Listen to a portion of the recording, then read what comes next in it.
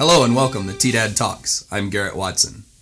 As elections approach us this year, with a quickly developing city around us, it's important as voting citizens to know your candidates and how they plan to handle important issues.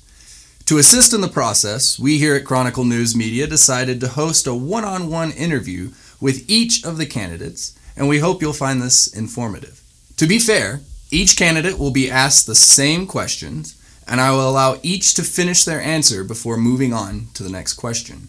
Today, we're sitting down with current Trinidad City Mayor Phil RICO, who is running for re-election.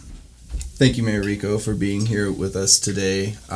You are up for re-election, and do you have anything that you'd like to say to start us off? Sure. First of all, I wanted to thank the citizens of Trinidad for giving me the opportunity to serve them for the past 4 years, and it's been a real honor, to me for being able to do this. And as a lifelong resident of Trinidad in Los Animas County, it's important that it's not only important, but I think it's critical that whoever is elected to this position is understanding of the needs of the community, not only the past and the present and the future.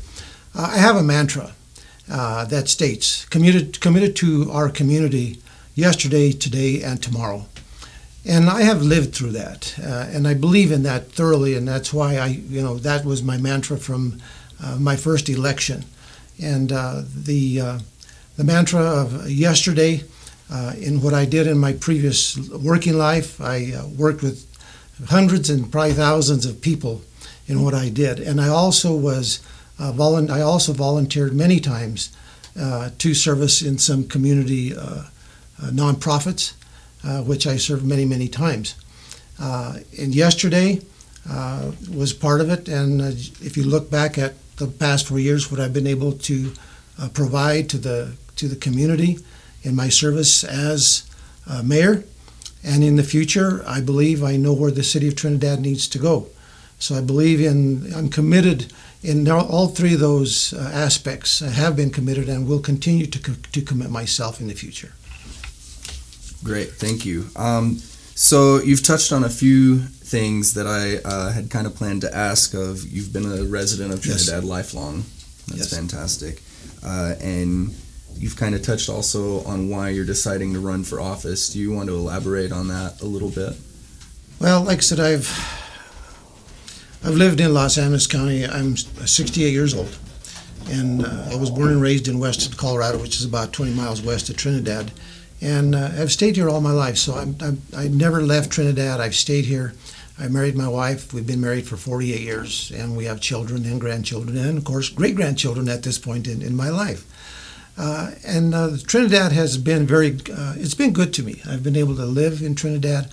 I've enjoyed living here, and will continue to live here. I believe that this is where my roots are. My father and my mother and my grandfathers, they're all from this area.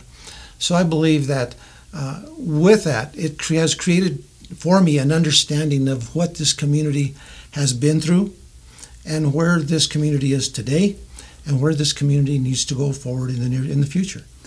And speaking to community, there are quite a few challenges moving forward as a city, a lot of great things happening too. Mm-hmm. How do you feel that you will help to address some of those things? Well, if you look at some of the major not obstacles, but issues that we have, the one major issue that we have right now is infrastructure. But we're not unlike any other community in this state or country. We have an aging infrastructure that's going to cost millions and millions and millions of dollars. And it's something that we are not going to be able to address tomorrow because of the amount of time that it takes, the amount of dollars that it's going to take. But we do need to take some steps to begin the process. And a couple of weeks ago, we had a work session that we addressed infrastructure and how we need to begin to develop a strategic plan moving forward to address the problems, because we do know, like I mentioned, that it's not like we can just invest millions and millions of dollars into our infrastructure and fix all those issues. We also have the issue of the transients, which are in Trinidad, the homeless issue, and those are issues that are difficult and if not almost impossible to take care of, because transients and homeless are protected by the Constitution. So we can't just evict them out of Trinidad. So I'm not sure what the answer is. I don't know if there is an answer. I've had many opportunities to talk to people at the state level. We've had different meetings, and has come up multiple times about how other communities have tried. But each time that they have tried, they have come up against the ACLU, who has come back and sued them, and typically they lose because of the Constitution that these people have. So that is a major issue. I know that the economy is another thing that we'll probably touch on, but that is also a major cause for concern at this point. Sure, and how do you feel like you can address that moving forward? Well, what we need to do is, first of all, we need to establish ourselves as a community where people will want to move to. We need to work, like I mentioned, on our infrastructure, because without a good infrastructure, a beginning of the infrastructure, it's going to be hard to attract economic development. But I believe that there are ways to develop economic development. The thing is that as a nation, we have become so accustomed to the big malls, the big businesses. You're talking about the J.C. Penney, the Sears, that has gone away pretty much. We have all these companies that have now shipping product to your doorstep in a heartbeat. Those are hard to compete against. So the only thing that we can try to do is try to attract the small businesses to come into our community. We need to make ourselves look attractive to our community. And that's one of the things that we are trying to do with what is going on with our Space to Create project, with our Fisher's Peak project. Those are two areas that I know will attract people from the state and people who want to come from other parts of the country, and they see Trinidad.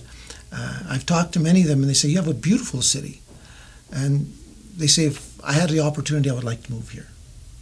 So it is a difficult issue, but we need to just continue to work toward economic development as it arises.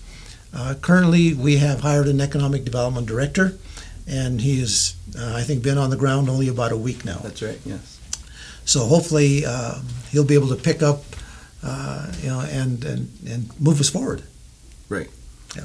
Yeah, I had the privilege of meeting him the other day too. Did you? He's a pretty smart guy. He's a very vibrant young man, yes, and I hope that beneficial. he'll be able to carry us forward and help us in that regard. Great. And then also in carrying us forward, I know you've spoken before about relationships with the county and carrying on positive relationships between the city and the county. How are you going to address that and keep that connection positive moving forward as well? Well, it's this past year in January when we got the new commissioners seated.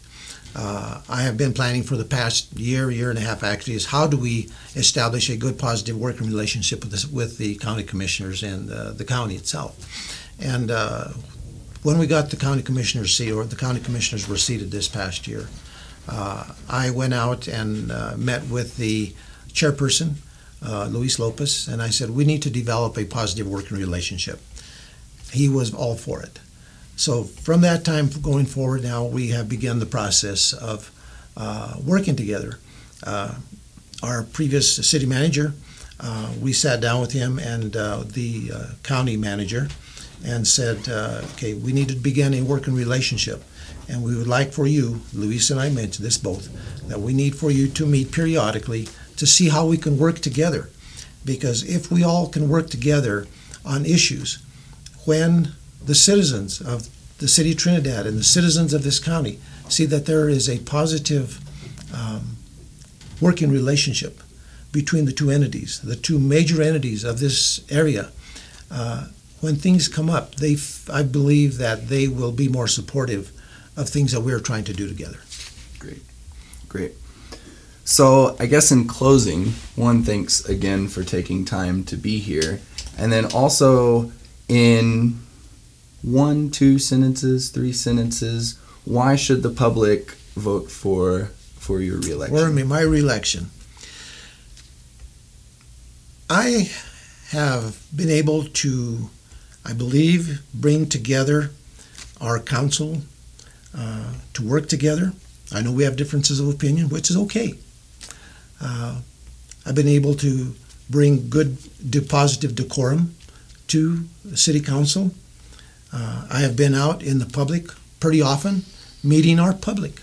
And that's what people want to see. They want to see your mayor out to various events in the community and to support them in any way that I possibly can, which I've been able to do. There are times where they've asked me questions. They may not have liked the answer I've given them, but I've given them the answer that was correct. If I don't have an answer, I tell them I will get them the answer, and I do. So like I said, it's something that you don't always have the proper answer, but it's something that you have to always provide. And also, I think they need to, moving forward, there's a lot of unfinished business out there. And the major thing is, we do have, besides myself, there will be 3 new people sitting on council. They will need guidance, and I will be able to provide that guidance to the new council as they come on board. Because when you come on board on council, it's a different world. The way things work through government, sometimes it's very slow. Most of the time it's very slow. And a lot of times people want to come into government and city council thinking that things are going to move rapidly. Unfortunately, they do not. So they need to get an understanding of how the process works. And I will be able to provide that guidance. Great. Mayor RICO, Phil RICO, thank you so much again for joining us. That was current City Mayor Phil RICO joining us. We hope you enjoyed today's talk, and if you did, like and share it with your friends. This is Garrett Watson, T-Dad Talk. Have a good day.